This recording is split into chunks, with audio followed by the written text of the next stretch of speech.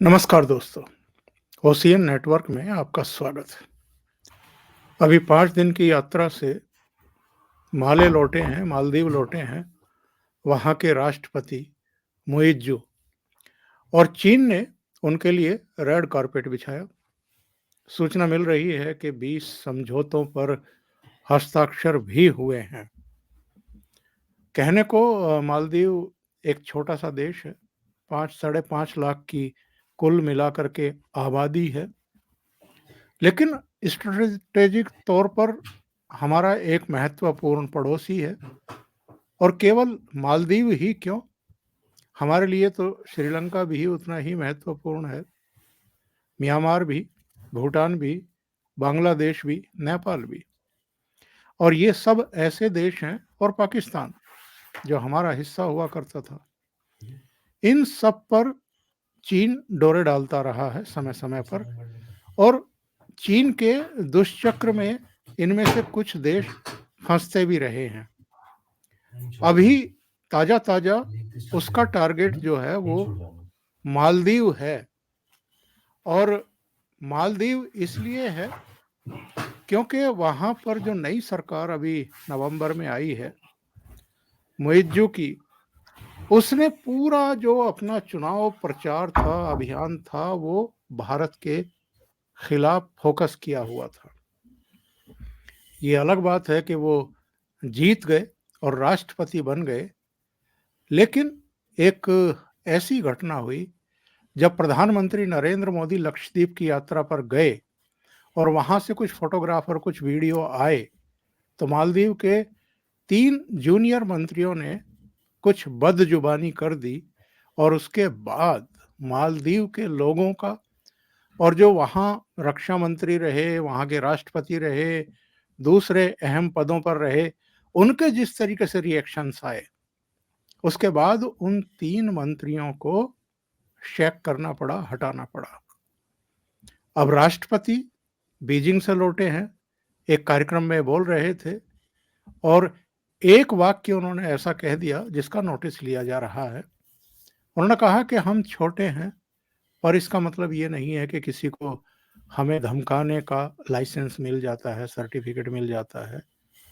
और ये बयान भले ही उन्होंने नाम नहीं लिया है, लेकिन ये माना जा रहा है कि भारत के बारे में ही कहा गया है। अब ये चाहते हैं कि 15 मार्च तक जो हमारी वहाँ सेना की टुकड़ी है, वो मालदीव से वापस भारत चली जाए। अब क्या होगा, क्या नहीं होगा, भारत का रुख क्या होगा, इस पर सीधी बात करने के लिए मेरे साथ जुड़ रहे हैं जाने-माने रक्षा विशेषज्ञ, टेरिटोरियल आर्मी के पूर्व चीफ, युद्ध सेवा मेडल से अलंकृत major general A K. Sivach sir. Sivach sir, आपका बहुत स्वागत है। नमस्कार। नमस्कार थोल साहब। सिवाच सर, मुइज़्ज़ू के तो बॉल कुछ बिगड़े हुए हैं। इनके 3 मंत्रियों के बॉल बिगड़े थे, प्रेशर इतना हुआ कि उनको बर्खास्त करना पड़ा, हटाना पड़ा। और इधर कुछ और भी घटनाएं हो रही हैं। माले में जो मेयर जीता है, वो भारत समर्थक जीता है और राष्ट्रपति की विरोधी पार्टी का जीता है। वहाँ जो घटनाक्रम इस समय चल रहा है और राष्ट्रपति के जो बयान आए हैं, जो चीन की यात्रा के खुमार में दिखाई दे रहे हैं अभी, ये किस दिशा में ले जा रहे हैं मालदीव को? हाँ, बिल्कुल। देखो चोल साहब, इसमें कोई शक नहीं कि ये समझना पड़ेगा पहले मालदीव कितना इम्पोर्टेंट है। ये सच्चाई है, मालदीव एक ऐसा आइलैंड है जो कि इंडियन ओशन में है और इंडियन ओशन में करीब-करीब 60 से 70% पूरा वर्ल्ड का ट्रेड जाता है और मालदीव उस ट्रेड के सी लेन पे बैठा हुआ है। उसका स्ट्रैटेजिक इम्पोर्टेंस बहुत है। छोटा देश है, मगर स्ट्रैटेजिक इम्पोर्टेंस के हिसाब से मालदीव की जो क्षमता और काबिलियत बहुत ज़्यादा है। और ये भी सच्चाई है, आपने ठीक बताया, काफ़ी आइलैंड्स हैं और 5 लाख के करीब पॉपुलेशन है।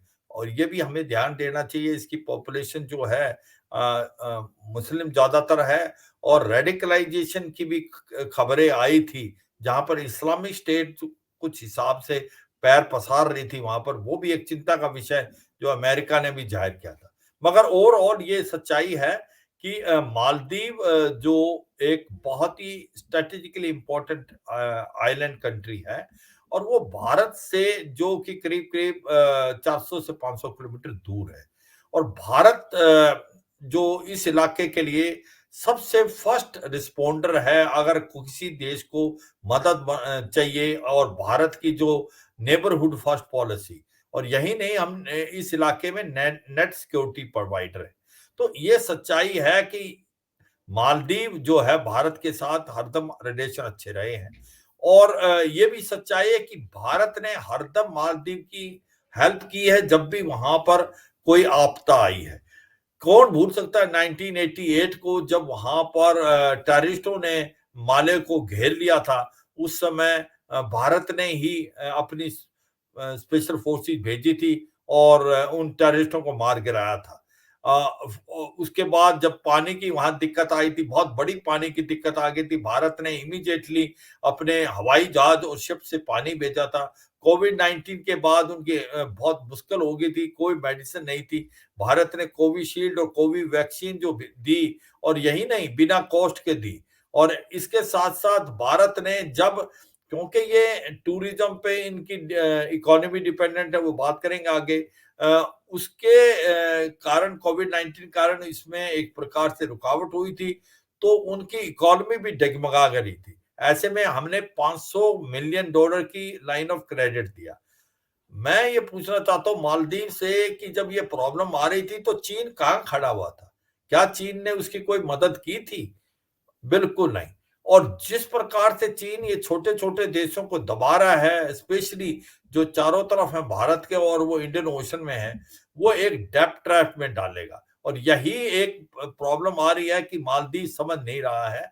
और ये मोहम्मद मिजू जो हैं, ये इलेक्शन जीतते थे भारत आउट इंडिया के नारे पे। मगर ये सच्चाई है कि वहां के जो लोग हैं, उनको पता है कि भारत का महत्व कितना है।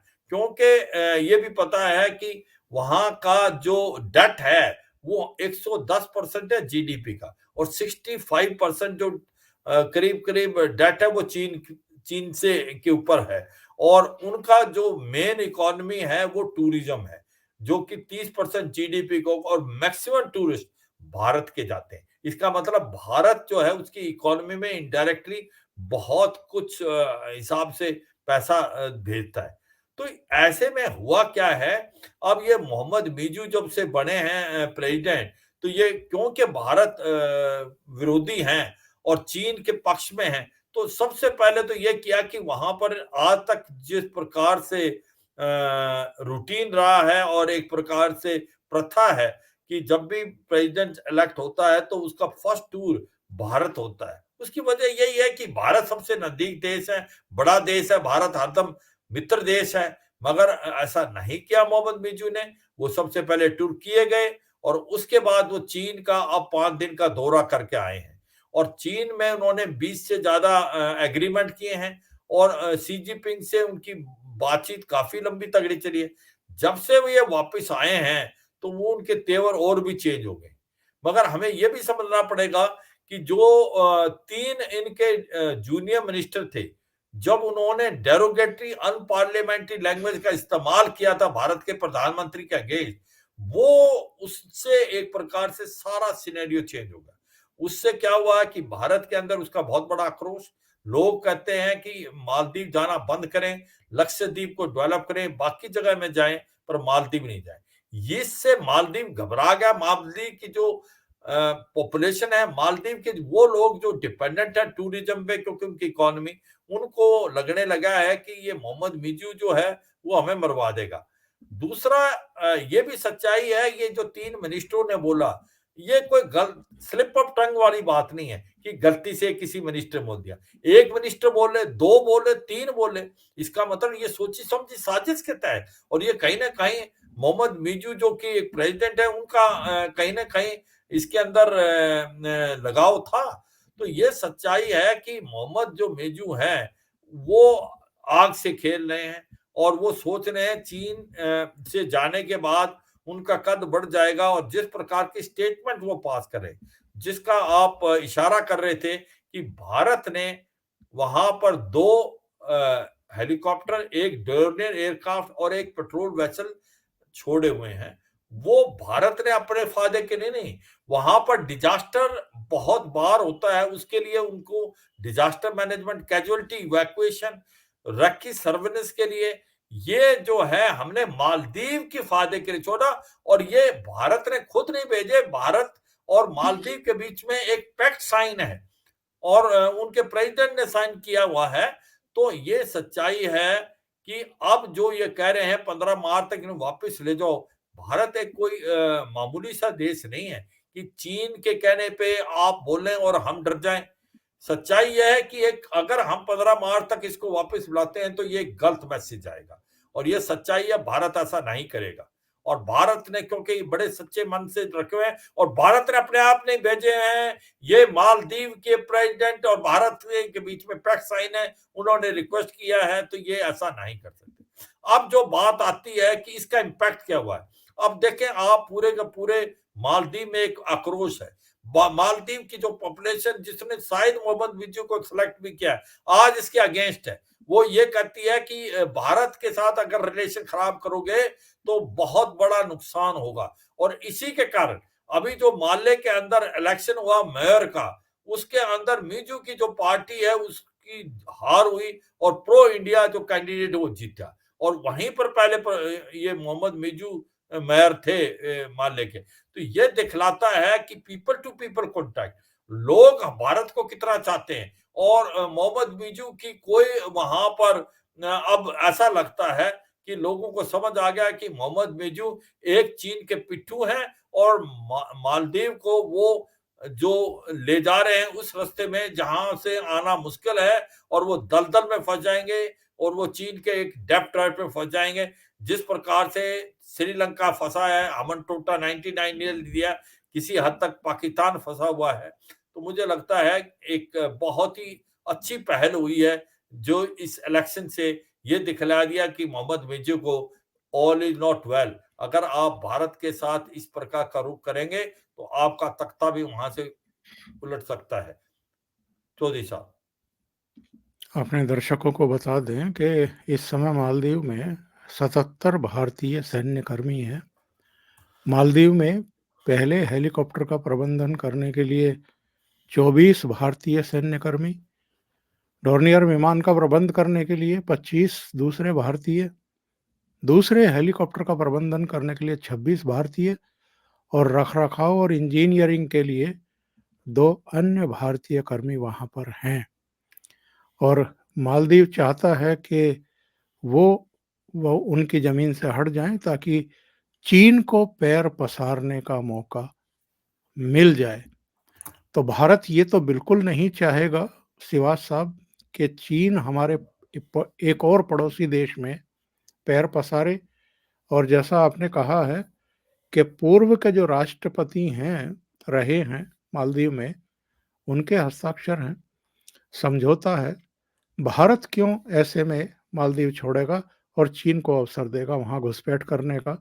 और भारत ये भी जानता है कि चीन के दुष्चक्र में जितने देश अभी तक फंसे हैं वो बर्बाद होकर के रह गए हैं। बिल्कुल। और श्रीलंका की मदद हमें करनी पड़ी थी, कई पड़ोसी देशों की मदद हम कर रहे हैं, वही हाल ये मालदीव का भी करके छोड़ेगा। अभी तो ये चीन की यात्रा के नशे में है और इससे पहले कुछ कट्टरपंथियों के प्रभाव में आकर के भारत आउट का नारा देकर के चुनाव मैदान में गए थे। हाँ, बिल्कुल। देखो ये सही बात है चौधरी साहब, इसको समझना पड़ेगा कि चीन की क्या मंशा है। देखो चीन जो है वो भारत को घेरना चाहता है और इसीलिए उसने जो कि म्यांमार के अंदर कोको आइलैंड और कुआकापू पोर्ट में अपना बेस बनाई है। इसी प्रकार से उन्होंने बांग्लादेश में चिटागोंग में, श्रीलंका में हमनटोटा, अब वो मालदीव में 2 मिलिट्री बेस बनाना चाहता है और इसीलिए वो आज की तारीख में उनके आइलैंड को डेवलप करना चाहता है। ईस्ट अफ्रीका में जिबूटी और पाकिस्तान में ग्वादा। तो एक प्रकार से चारों तरफ से भारत को घेरना चाहता है। दूसरा वो क्यों चाहता है कि वहां पर अपनी बेसिस बनाना कि क्योंकि इंडियन ओशन में 50 से 60% ट्रेड जाता है, energy security point of view से वो चाहता है कि आने वाले समय में वो वहां पर अपनी एनर्जी सिक्योरिटी करे, क्योंकि ये एक बड़ा इंपॉर्टेंट सी रूट है। और इसके साथ साथ वो ये भी चाहता है कि उसको मालूम है कि आज की तारीख में भारत के साथ उसकी लड़ाई होती है, तो भारत के अंदर इतनी काबिलियत और क्षमता है कि वो इसको चोक कर सकते हैं मलक्का स्टेट को।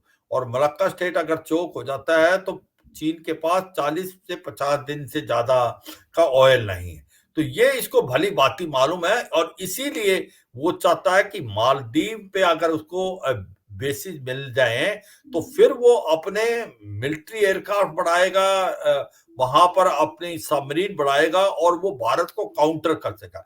तो ये एक सोची समझी साजिश है चीन की। मगर ये समझना चाहिए मालदीव को कि कैसी हालात हुई हैं दूसरे देशों की जिन्होंने चीन से ज्यादा लोन लिया है या वो बेल्ट रोड इनिशिएटिव का हिस्सा बने हैं। अगर आप एक चीज देखें कि श्रीलंका का ही अगर एग्जाम्पल लिया जाए कि श्रीलंका का की इतनी बुरी हालत है कि उन्होंने हम्बनटोटा जो पोर्ट है उसको 99 ईयर लीज दिया, और इतने अच्छे रिलेशन होने के बावजूद जब उनकी इकोनॉमिक जगमगा गई थी तो चीन ने कोई मदद नहीं की और बार बार प्रेशर डाले थे, फ्री ट्रेड एग्रीमेंट साइन करो डॉटेड लाइन पे। उस समय भारत एक ऐसा देश था जो आगे आया श्रीलंका की, और भारत ने $4 बिलियन की उनको मदद की और आईएमएफ और वर्ल्ड बैंक में गारंटर बने। तो ये अब समझना चाहिए मालदीव को कि जब आपके चिप्स डाउन होंगे, जब आप बिल्कुल डेब्ट ट्रैप में फंस जाएंगे, तो ये चीन आपकी हेल्प करने वाला नहीं, फिर भारत ही आपकी हेल्प करेगा। जिस प्रकार से $500 मिलियन का हमने क्रेडिट लाइन दिया है, तो ये समझना चाहिए कि किस प्रकार से बांग्लादेश ने कुछ एक प्रोजेक्ट खत्म किए, मलेशिया ने किए, और आज श्रीलंका का एग्जाम्पल ही नहीं, पाकिस्तान देखो पिट्ठू बन गया है चीन का, क्योंकि वो डेब्ट ट्रैप में।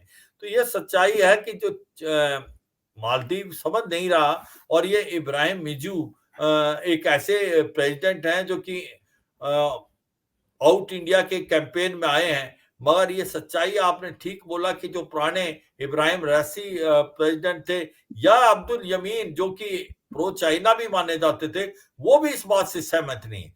तो कोई भी सहमत नहीं है मोहम्मद मिजू के ये। हाँ, सच्चाई है वो किस तरीके से इलेक्शन जीत के, वो अलग बात है। मगर आज पब्लिक ओपिनियन जो है उनके विरुद्ध है, वो नहीं चाहते कि प्रो चाइना पॉलिसी हो और भारत के साथ रिलेशन खराब किया जाए। जो आपने 77 मिलिट्री पर्सनल और बाकी इक्विपमेंट जो बताया, जिसके अंदर 2 हेलीकॉप्टर है, एक डोर्नियर एयरक्राफ्ट है, एक पेट्रोल वेसल है, वो भारत ने अपनी मर्जी से नहीं भेजे। वो एक समझौता साइन हुआ था भारत और जो मालदीव के बीच में, जहां पर उनके प्रेसिडेंट ने भी साइन किए हैं। तो भारत कोई प्रेशर में आके उनको नहीं मिलाने वाला, क्योंकि वो है अगर भारत ऐसे बुलाता है तो ये एक दिखाएगा कि भारत कमजोर है। भारत कमजोर नहीं है, भारत दोस्तों का दोस्त है। मगर अगर कोई ये सोचे कि वो चीन की के कारण भारत को आंखें दिखाने की कोशिश करेगा, तो फिर भारत किसी हद तक जा सकता है। और इसलिए मुझे नहीं लगता कि प्राइम मिनिस्टर मोदी जैसे लीडरशिप के अंडर भारत प्रेशर में आने वाला, और भारत ये 77 जो हैं हमारे जो मिलिट्री पर्सनल जो कि समझौते के तहत है, जो कि मालदीव की बेहतरी के लिए है, डिजास्टर मैनेजमेंट के लिए है, इतनी जल्दी उनको बुलाएगा। चाहे जो मालदीव कितना ही जोरों से चिल्लाना स्टार्ट कर दे, भारत प्रेशर में नहीं आने वाला। और जिसको ये समझता है कि इसका बहुत ही हमराई है चीन, वो इसका नेबर नहीं है, बहुत दूर है।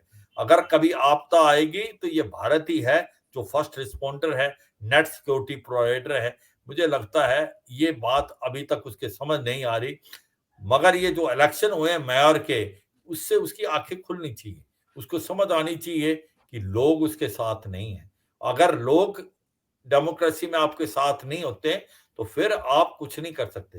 तो मुझे समझ नहीं आ रहा कि उसको ये मोहम्मद मिर्जू को क्यों इतनी जो गलत धारणा होगी है कि वो कुछ भी कर सकते हैं और वो चीन के नाम से भारत को डराएंगे। भारत वो पुराना भारत नहीं है, डरने वाला नहीं है। भारत वो करेगा जो भारत के हित के लिए और मालदीव के हित के लिए। चौधरी साहब, सूचना ये मिल रही है कि माले में एक उच्च स्तरीय बैठक हुई है जिसमें मालदीव के उच्चाधिकारी थे, भारत के उच्चाधिकारी थे, और भारत ने, जैसा जनरल साहब ने बताया, दो टूक मालदीव को समझा दिया है, बता दिया है, साफ साफ संकेत दे दिए हैं कि जो चीन चाहता है वो हम नहीं करने जा रहे हैं। जनरल साहब, बहुत बहुत धन्यवाद, आप जुड़े और ओशियन नेटवर्क के लिए इतना समय निकाला, महत्वपूर्ण मुद्दे पर चर्चा की। Thank you so much. नमस्कार। थैंक यू ओंकार साहब। जय हिंद। जय हिंद सर।